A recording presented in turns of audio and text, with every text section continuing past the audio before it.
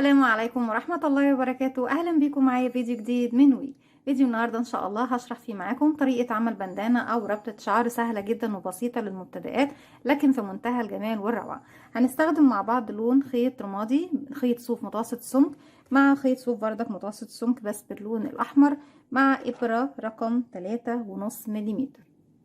اول حاجه طبعا بنبتدي نعملها في البندانه سواء للكبار او للصغار، ان انت بتاخدي مقاس دوران الراس، يعني مقاس الراس اللي بتعملي لها البندانه.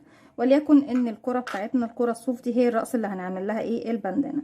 عندي هنا دلوقتي لما باجي اخد المقاس ما بلفش المقاس حوالين الراس بالشكل ده الدائري ده، ولا حتى بالطول. بتقيسي ازاي يا رندا؟ بيكون عندي هنا في المكان اللي فوق الجبين اعلى منطقه في الراس من الامام، اللي هي طبعا بتكون قبل الشعر، المكان اللي فوق الحواجب دوت. بجيب المتر بتاعي وببتدي اقيس والف بيه لغايه ما اوصل لفين. بصوا انا نازله بايدي لغايه تحت. من الخلف باجي للمنطقه اللي تحت الشعر، يعني اقل اخفض منطقه في الراس من الخلف، وارجع تاني اطلع لفوق لنفس المكان اللي انا جايه منه، لغايه ما احط المتر على مكان المتر نفسه. يعني احط الصفر على المكان، على الرقم اللي طلع لي. الرقم اللي طلع دوت هو الرقم اللي باخده وبشغل على اساسه عدد سلاسل البدايه.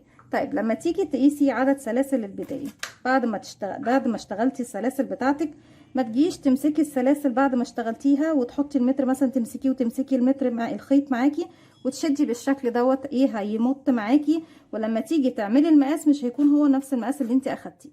بعد ما تشغلي السلاسل بتاعتك كلها سيبيها على الترابيزه بشكل مرتاح كده، وهتجيبي المتر كمان وتحطيه عليها لغايه ما توصلي للمقاس اللي انت حباه. تسيبيهم هما الاتنين بالشكل ده، ما بتشديش خالص عشان المقاس يطلع معاكي مظبوط. وفي الحاله دي لو طلع المقاس مظبوط بتبتدي تكملي زي ما هنشوف مع بعض دلوقتي.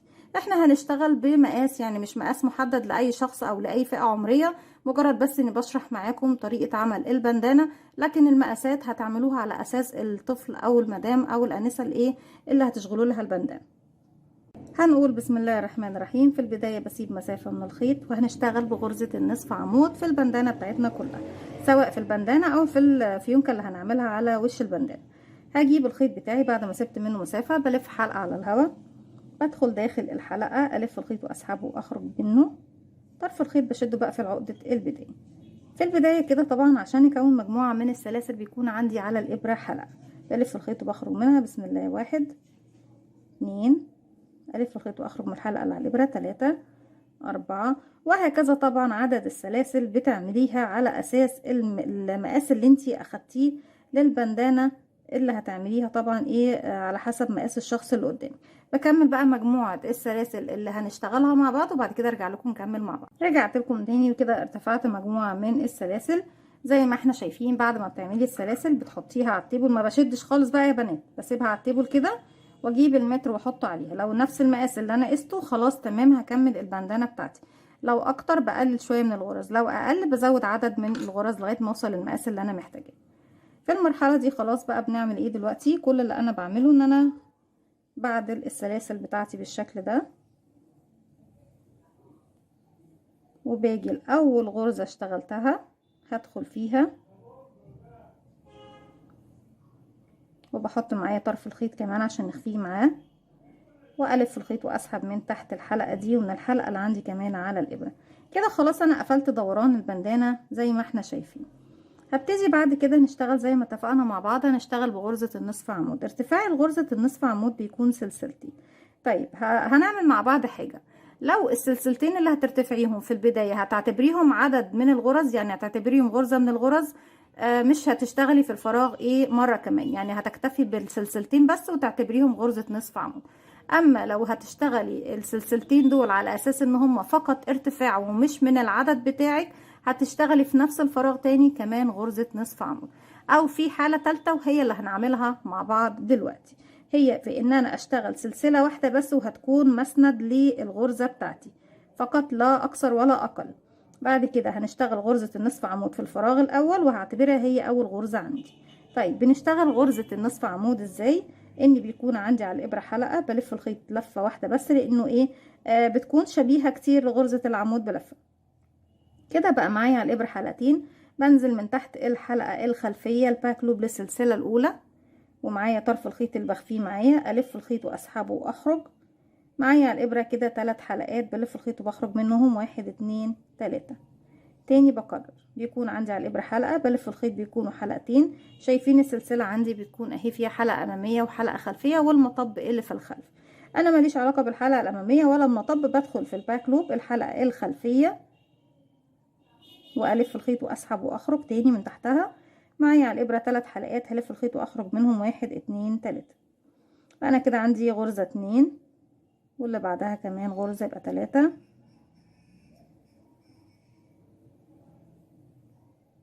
4. بدخل في الحلقه الخلفيه وبخلي معايا طرف الخيط، بصوا الشكل ده اهو، 5. وبفضل شغالة على الغرز بتاعتي كلها فوق كل سلسلة على الحلقة الخلفية من السلسلة الباك لوب. بشتغل غرزة نصف عمود 1 هاف دبل كروشيه لغاية ما بوصل لنهاية السطر بتاعي. بلف بقى الدوران بتاعي كله بنفس الغرزة لغاية ما بوصل لاخر غرزة. هكمل السطر بتاعي وارجع. رجعت لكم تاني وفي نهاية السطر بتاعي وصلت لاخر غرزة خلاص. لما باجي اقفل بقفل فين؟ انا السلسلة بتاعتي اللي اخدتها هنا مش هنعتبرها اي شيء خالص، دي مجرد مسند يسند لي بس ايه طول الغرزة. باجي هنا عند اول غرزة اشتغلتها عندي هنا زي ما احنا شايفين شكل حرف الفي او رقم 7. بنزل من تحته، يكون عندي الضلعين الامامي والخلفي على الابرة. هلف الخيط واسحبه من تحتهم ومن تحت الحلقة الموجودة عندي على الابرة بغرزة منزلق. زي ما احنا شايفين كده بيكون خلص السطر الاول بتاعي. والبندانة كلها زي ما اتفقت معاكم بتكون كلها بغرزة النصف عمود. طيب كالمعتاد هنرتفع سلسلة واحدة بس، وهي مش اكتر من سنادة او مسند للغرزة بتاعتي. طيب في نفس المكان هلف الخيط وهدخل في الفراغ بتاعي هو الاول واشغل غرزة نصف عمود. واللي بعدها بصوا بقى لما بنيجي ندخل في الغرز بيكون عندي كل غرزة بيكون فوقيها فراغ. الفراغ الصغير ده هو ده اللي بشتغل فيه، وفوق من فوق بيكون عندي ضلعين، حلقة امامية الفرونت لوب والحلقة الخلفية الباك لوب. بنزل من تحتهم وبيكونوا هما الاتنين عندي على الابرة. الف الخيط واسحب واخرج. معايا 3 حلقات، هلف الخيط واخرج من التلاتة. وهكذا السطر بتاعي كله بيكون في الفراغ اللي هو تحت الضلعين الامامي والخلفي، الفراغ الصغير اللي هو باين فوق كل غرزة زي ما احنا ايه شايفين ده. برتفع بنفس الطريقة طبعا، اللي بقفل بنفس الطريقة اللي قفلنا بيها السطر اللي فات في فوق الغرزة طبعا الاولى تحت حرف الفي. وبرتفع سلسلة واحدة بس وبشغل في الفراغ الاول غرزة نصف عمود، وبكرر دوت لغاية ما بتوصل لطول البندانة بتاعتي حوالي 6 سطور، او طبعا على حسب المقاس اللي بتعمليه. لو بتعملي البيبي صغيرة هتعمليها يعني تقريبا 3 سطور هتكون كافية جدا، او على حسب سمك الخيط اللي بتستخدميه. لو خيط رفيع هتعملي 4 سطور، لكن لو الخيط اللي احنا بنستخدمه زي ما احنا شايفين النهاردة هتكتفي طبعا ب3 سطور للبيبي اللي هي طبعا من عمر يوم لسنة. اما مقاس للكبار بيكون عندي 6 سطور. بكمل بقى بنفس الطريقة السطر دوت لغاية ما اوصل النهاية. هقفل فوق الغرزة دي عند حرف الفي دوت الاول بغرزة منزلقة وارتفع سلسلة، واكمل بقى كمان لغاية ما بوصل لطول البندانة اللي انا محتاجاه. زي ما قلت لكم مقاس الكبير بيكون 6 سطور، المقاس البيبي بيكون 3 سطور، الوسط ما بين يعني انسة مثلا ما بين المدام كبيرة وبيبي صغيرة هتكون 4 سطور او 5 سطور، او على حسب طول البندانة اللي انت حباه. هكمل البندانة بتاعتي وبعد كده ارجع لكم نكمل الفيونكة مع بعض. رجعت لكم تاني بالشكل ده، وصلت للسطر رقم 4. بالنسبة للمقاس ده زي ما احنا شايفين انا شايفة ان المقاس دوت 4 سطور كفاية قوي عليه، لكن لو هتكبري المقاس هتعملي 6 سطور زي ما قلنا مع بعض في البداية. والبيبي خالص هتعملي له يعني هتعملي لها 3 سطور بس.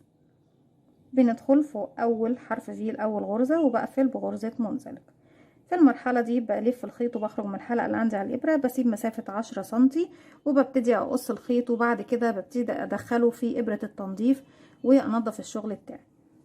الفيونكة بتاعتنا لما بنيجي نركبها بنركبها في المكان اللي هو بنقفل فيه الغرز بتاعتنا، يعني بتكون البندانة بتاعتنا كلها بالشكل دوت، والمكان اللي بركب فيه الفيونكة هو اللي بيكون في المكان اللي في المنتصف ده.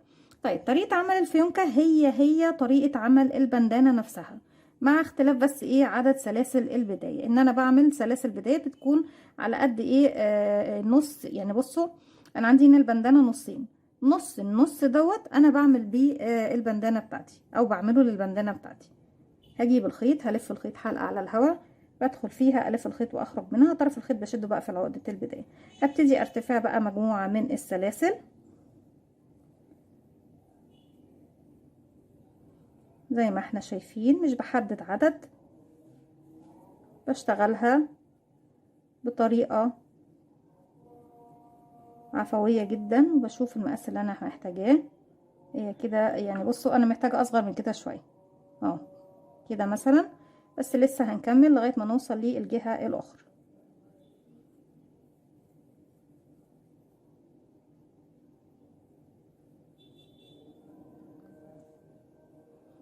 لا صغيرة لسه.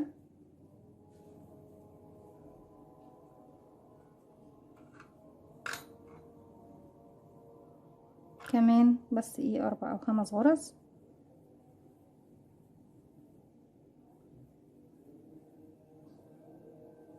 بالشكل ده اهو، هكتفي بهذا القدر اهو. زي ما انتوا شايفين مقاس الفيونكة حددوه زي ما انتوا عايزين. لا انا حاسة برضك انه كبر معانا شوية، نقلل.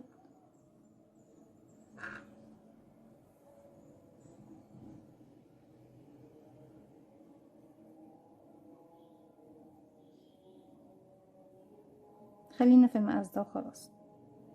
باجي بقى في النهاية هنا بعد الشغل بتاعي، واجي الاول غرزة اشتغلناها، وزي ما قلت لكم حددوا المقاس اللي انت حباه للفيونكة زي ما انت عاوزة، كبيرة صغيرة زي ما انت عاوزة. بدخل في اول غرزة وبقفل بغرزة منزلقة هرتفع. الطريقة التانية بقى اللي بقول لكم عليها، لو انا هحسب السلاسل الارتفاع من العدد، بعمل فيها ايه؟ برتفع 1 2، وبعتبر نفسي خلاص اشتغلت فوق الفراغ الاول خلاص، يعني انا كده اعتبرت نفسي اشتغلت غرزة عمود بلفة، والف الخيط على الابرة، وهروح بقى ايه، بسيب اول فراغ واروح لتاني فراغ واشتغل الغرزة بتاعتي زي ما احنا شايفين. دي كده الطريقة التانية، اللي هي طبعا ايه، انا ارتفعت سلاسل الارتفاع الخاصة بغرزة النصف عمود وهي سلسلتين، واعتبرت السلسلتين دول غرزة نصف عمود، ايا فيهم تفضلوا اشتغلوا بيهم. لكن لو هتعتبري سلسلتين من العدد، مش هتشتغلي في الفراغ الاول تاني. لو مش هتعتبريهم من العدد، ممكن تشتغليهم وتشتغلي في نفس الفراغ غرزة كمان، لكن لما بتيجي بتقفلي فوق الغرزة الاولى اللي انت بتعتبريها من العدد بتاعك. بكمل بقى بنفس الطريقة لغاية ما بوصل لنهاية السطر بغرزة النصف عمود، وفي نهاية السطر بقفل في تاني سلسلة ارتفاع زي ما احنا شايفينها اهي. بس نظبط الكاميرا. ادي 1 2 دي اللي بنقفل فيها بغرزة منزلقة عدد السطور، وبعد كده برتفع سلسلتين فوق السلسلتين، وبكمل على كل غرزة غرزة زيها لغاية ما اوصل لنفس عدد السطور اللي انا شغلاه. لو شغلة 3 بشغل الفيونكة 3، لو شغلة 4 بشغل 4، لو شغلة 6 بشغل 6 في الفيونكة بتاعتي. بكمل بنفس الطريقة وهرجع. رجعت لكم تاني في نهاية السطر الرابع في تاني سلسلة ارتفاع عندي 1 2، بدخل وبقفل بغرزة منزلقة زي ما احنا شايفين. بتكون المكان الفيونكة بتاعتي اهي، بسيب مسافة من الخيط وابتدي اقص.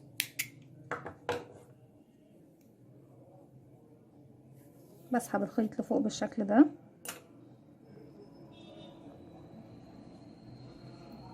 بتني البندانة زي ما احنا شايفينها كده.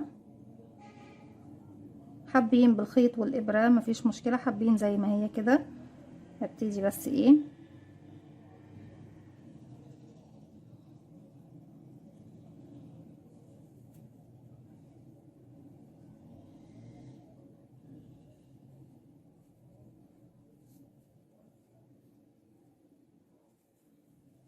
وابتدي الف زي ما احنا ايه حابين.